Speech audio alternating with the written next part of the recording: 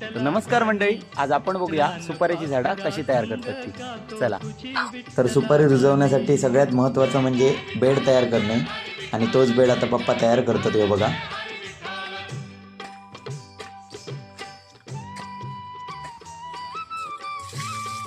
आता पाणी ओतून जरासं चिखल करतो आणि यामध्ये आता आपल्याच सुपारी लावतात.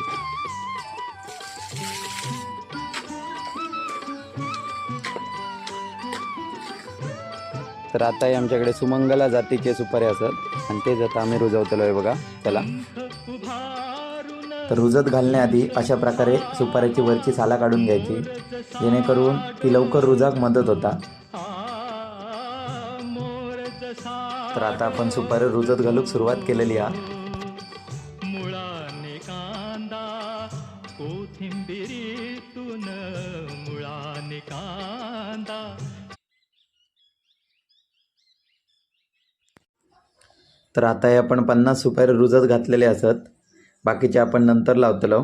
तर आजचा व्हिडिओ आवडला तर लाईक करा, आणि तुमच्याकडे सुपारी कशी रुजवतात ह्या कमेंटमध्ये सांगूक विसरा नको. चला तर, धन्यवाद.